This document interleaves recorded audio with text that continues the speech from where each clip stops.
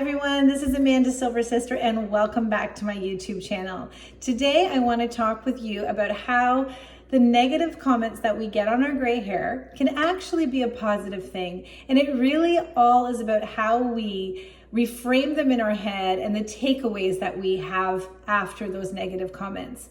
So I actually, for this video, I'm going to separate them into two different categories. The first category that I'm going to talk about are the negative comments that we get from friends, from coworkers, from family, so people that are a little bit closer in our world. The second category is for people like myself who have decided to go gray online. My motivation is to motivate women to see this as a hair choice. And I realize it's not for everyone, but there are people who will go out of their way to really tell me negative things. And I'll get into the specifics that I've been told this week alone. I will use those as the examples. So for the negative comments from friends or families or coworkers, I think it is a really good time to pause and look at those dynamics, the dynamics of the relationships with the people that are telling you the negative things about your hair. It's so important that we keep positive people in our life, people who build us up, people who aren't toxic. And so if you have a person who feels entitled to go out of your way with unsolicited negative advice about your gray hair when you haven't asked for it, I think it's in a time to go, why is that? What is it with the dynamic in this relationship with this person that maybe lacks boundaries, or I allow to speak to me this way? Am I being a people pleaser? Am I being a pushover? Or maybe the extra confidence boost or where you're at now has changed the dynamic in the relationship, and that person maybe doesn't want the best version of you. They wanted the version that was best for them. And so I'm not saying anybody who's ever said anything about your gray hair isn't worthy of your time, your friendship, your investment. But it is a really good time to work on your communication with those people and tell them, how the comment made you feel, or put a boundary up about, listen, I didn't ask your advice. I don't appreciate it. If you don't like it, you're absolutely entitled to your opinion, but you certainly don't have to say something negative to me. And if it's somebody who maybe doesn't like your new position or your new confidence, there may be a shift in that relationship or that dynamic, and that's all good. I'm going to be 50 this year. I don't need any toxic people in my world. They're too exhausting, so it can be good. So the second group of people are the social media people. So this week alone, I was told that I look 10 years older. And I was told that my husband probably hates it. He just doesn't tell me because he's fearful that I will withhold things from him. And that if he had a pot belly, that I wouldn't like it and I probably wouldn't love him. So I'll tell you how I immediately reframed both of those. So I didn't think anything of it. So for the woman who told me I looked 10 years younger, she also then challenged me to go look at a picture of herself. I took that as a time to go and build her up and tell her she looked beautiful. But what I heard was this woman who was a little bit taken aback by the confidence that I had in my choice. And maybe, it's not what she's been thinking. She's been working very hard at dyeing her hair and trying to stay long and trying to look young. And then for me to no longer be adhering to those beauty standards kind of shakes up her way of thinking. And that doesn't work for her. So again, that she doesn't want the best for me. She just wants what's best for her. And my new philosophy isn't working for her. So she felt the need to attack it. So like I said, I took an opportunity to tell her that she looked beautiful. And it didn't bother me. The second guy who told me that my husband probably hates it, and that I wouldn't love my husband if he had a pot belly, and that I was probably withholding sex from my husband. I think that's what he was alluding to.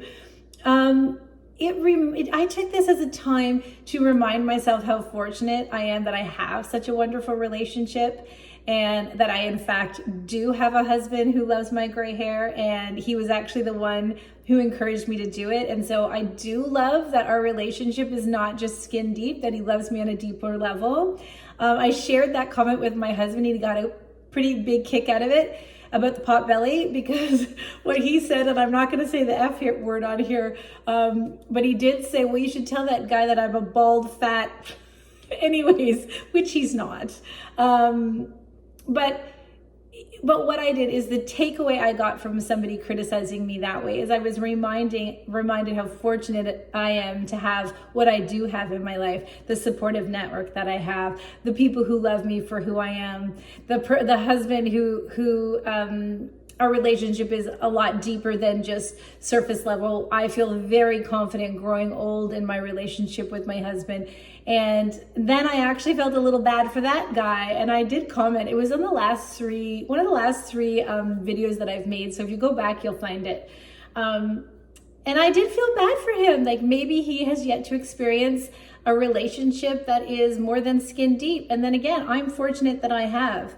So those were my takeaways, and that's why this stuff doesn't stay in my head. I realize that gray hair isn't for everyone. I purposely came on here today in my, my little house sweater and my hair back, because it's not always about it, like convincing other people that this is the most beautiful look or this is what you have to do. This is just a choice I'm making for myself, and I love it. But it's not going to be loved by everybody, and that's okay. You just need to you just need to stop convincing people of it, I think. And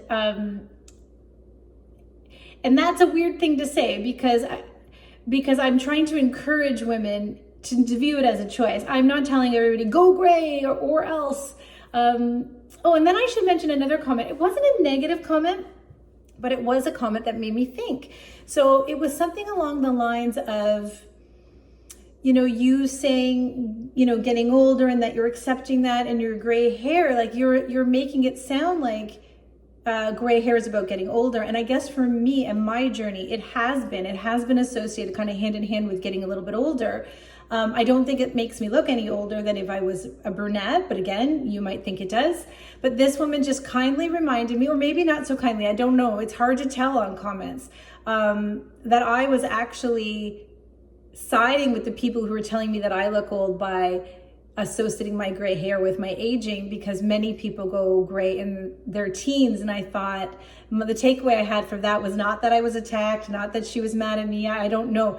But my takeaway was, good point. That is not what I want to do. And thank you for that growth time for me to go, oh yeah, watch your messaging, Amanda, because I'm trying to normalize gray hair. And for some people that gray hair comes in their teens. So I am pro aging and pro, being yourself and accepting your wrinkles and for me, my gray hair, but I don't want to lump gray hair always in with aging, because I don't think it is necessarily hand in hand. I do want people to see that it is something that is very commonplace for teens, people in their 20s, 30s. People are seeing those first gray hairs very early. So again, that was a comment that I took and I reframed it as a teaching moment and thank you for reminding me kind of way. So it really is all in how you look at it. I think the kicker is that we cannot teach resilience. So if you are a resilient person, you may find this an easier concept. If you struggle with that or are a little bit more insecure, it might be a harder concept to apply, but I would say just really work on your self-talk about these comments. Don't let it get into your head too much. And at the end of the day, it really doesn't matter if not everybody loves your hair. Not everybody loves everything about you, and it is just what it is, right? So, okay, it's the end of my video, and I always want to give a thank out or a little shout out to the people who are here 9 minutes into my video. If you are here, I want you to write in the comments, I watched till the end, because no one else is going to write that, because nobody else will have seen that I told them to do it. I'm just really curious to the people that take the time. And for those people that are doing that, please let me know what you want me to talk about in my future videos. I've thoughts about talking about other things. I think as we do get into our 50s, some of the common topics that I've thought about would be like, I recently lost my father, so just a dying parent, and what that dynamic was like and the impact that has, and my experience with that. So that's not a happy topic, but it is something I would like to talk about. I am a parent of a son on the spectrum. I actually have 4 children. It is very complicated to have an adult special needs son, and I do struggle with that sometimes, but I feel like I might be able to help some moms that have a child on the spectrum.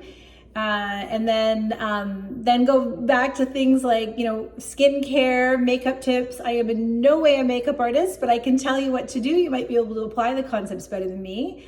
I could talk about divorce. I was divorced, sorry, after 20 years. Not a very healthy dynamic in that relationship, and now remarried, and it's a lot healthier. And so just some of the lessons I've learned from more of a narcissistic type relationship and an insecure to loving someone in a confident way. So that would be another topic. So anyways, I am happy to talk about anything on here as long as it's something that you guys want to hear. So let me know in the comments. And if you're just loving the gray hair stuff, tell me. Amanda, just keep talking about the gray hair stuff, and this part is what I want to see. I could talk about my hair forever. Okay, longest video I've ever made. So thank you so much. I think I was at like 430 subscribers, which is super exciting for me. My goal is 5,000 subscribers by the end of this month, so it's March, and we'll see if we get there. But I really appreciate all your comments and your engagement in here. This is a super fun platform, and it is more fun when I know it's just not me talking to my phone. Okay, have a wonderful day, guys. Take care, and we will connect soon.